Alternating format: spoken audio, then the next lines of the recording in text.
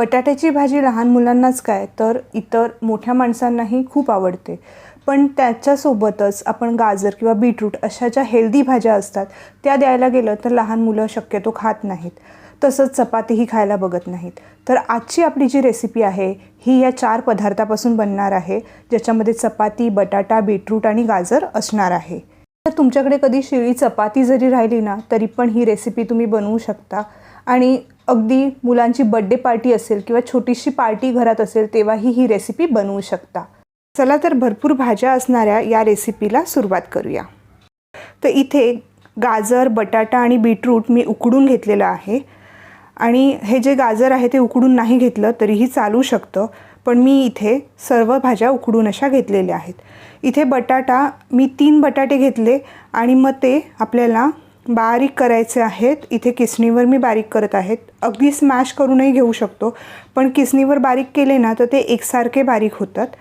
त्यानंतर आपण बीटरूट बारीक करून घेऊया. इथे बीटरूट आणि गाजर न उकडता घेतले तरी चालतात. म्हणजे बीटरूट आणि गाजर असे किसून घ्यायचे आणि मग त्यानंतर थोडेसे तव्यावर परतून घ्यायचे, म्हणजे त्याच्यातला कच्चेपणा निघून जातो. किंवा मग असे उकडून घेतले तरीही चालू शकतात. आता इथे 3 गाजर घेतलेले आहेत, म्हणजे बटाटे 3, गाजर 3 आणि बीटरूट 1 घेतलेलं आहे. प्रमाण हेच असावं असं काही नाही, आवडीप्रमाणे भाज्यांची कमी जास्त आपण करू शकतो. इथे किसायचं काम करायला आमच्या घरातला सर्वात छोटा हातही आलेला आहे. तर ह्या भाज्या सगळ्या आपण अशा किसून घेणार आहोत, म्हणजे ते एकत्र मिक्स व्यवस्थित करता येतात. आता ह्या सर्व भाज्यांमध्ये आपण काही मसाले घालणार आहोत. तर यामध्ये पहिलं आलं लसूण मिरची पेस्ट घातलेली आहे. त्यानंतर पाव चमचा हळद, 1 चमचा लाल तिखट आणि त्याचबरोबर मी इथे गरम मसालाही घातला आहे, तो व्हिडिओ मिस झाला माझ्याकडनं, आणि त्यासोबत चवीपुरतं मीठ घातलेलं आहे. आता हे सगळं एकत्र मिक्स करून घेऊया.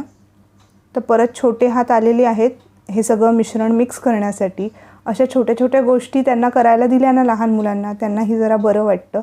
सोबत यामध्ये धणे पावडरही घातलेली आहे.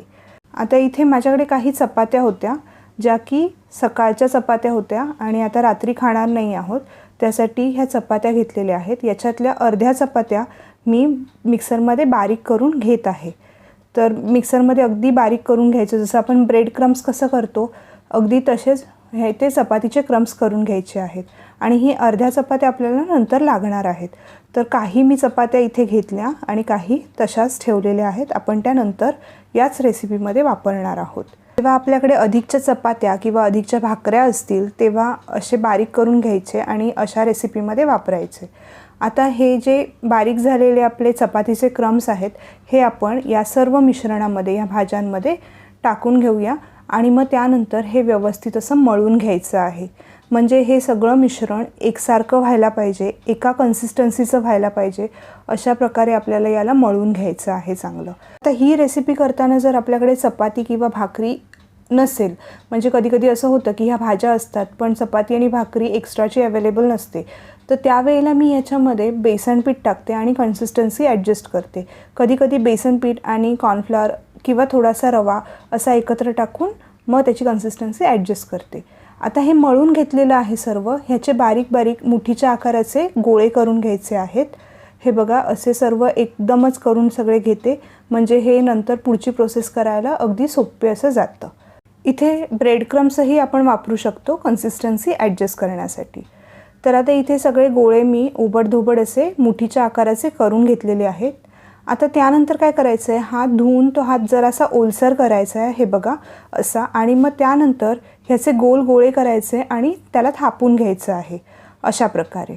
जरा हात ओलसर असेल ना तर ते मिश्रण हाताला चिकटत नाही आणि गोळे अगदी व्यवस्थित बांधले जातात आणि त्याच्या अशा गोल अशा वड्या खूप छान अशा पाडता येतात. काही गोळे केल्यानंतर परत हात जरासा सुकतो, मग नंतर परत आपण हाताला जरासं पाणी लावून परत सेम प्रोसेस रिपीट करायची आहे. तर अशा प्रकारे हे सर्व गोळे मी बनवून घेते.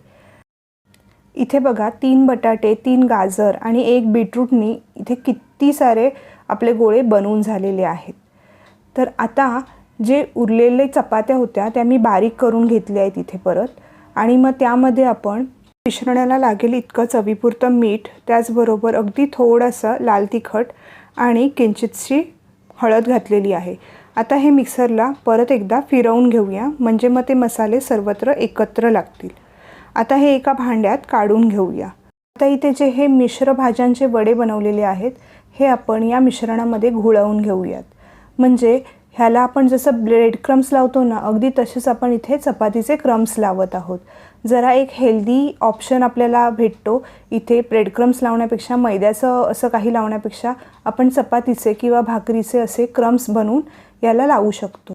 जर चपाती किंवा भाकरी नसेल तर याला रवा आपण लावू शकतो वरून, किंवा मग पोहे असतात ना, ते पोहे जरासे बारीक करायचे मिक्सरमध्ये आणि मग त्याला मीठ, मसाला आणि हळद लावून मग हे असे तुम्ही वर कोटिंगसाठी घेऊ शकता ते मिश्रण. इथे एक तवा गरम केलेला आहे, त्यामध्ये अगदी थोडंसं तेल घालायचं आहे. आत्ता जी आच आहे ती आच मोठ्या आचेवर हा गॅस आहे. आणि मग त्यानंतर आपण याच्यामध्ये हे जे कटलेट्स आहेत, हे गोळे आहेत, ते आपण ठेवूया.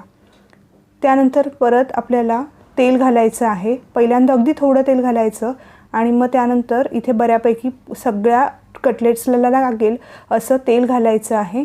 आणि मग त्यानंतर 2 मिनटासाठी गॅस मोठा करून त्यानंतर मंद आचेवर याला छान असं शिजू द्यायचं आहे. 2 मिनटंच फक्त हाय फ्लेमवर घ्यायचं आणि त्यानंतर मंद आचेवर हे बघा असे छान असे शिजून होतात. आणि मग त्यानंतर परत हे पलटल्यानंतर परत आपल्याला थोडंसं तेल घालायचं आहे आणि मग गॅस परत 1-2 मिनटं मोठा करायचा आहे. आज ही मोठी करायची आहे आणि मग परत 1-2 मिनटानंतर बारीक करून दुसऱ्या बाजूनेही मंद आचेवर छान असे हे कटलेट्स भाजून घ्यायचे आहेत. तर अगदी कमीत कमी तेलामध्ये भरपूर भाज्या असणार आहे, त्याचबरोबर चपातीही आपण याच्यामध्ये घातलेली आहे. त्याच्यामुळे हे असं वन मील असं होऊ शकतं, कारण की याच्यामध्ये भाज्या, चपाती सर्वच असं आहे. हे आपण टोमॅटो सॉसबरोबर किंवा चटणीसोबत सर्व करू शकतो. रेसिपी कशी वाटली हे मला कमेंट करून नक्की सांगा. व्हिडिओ पाहिल्याबद्दल धन्यवाद.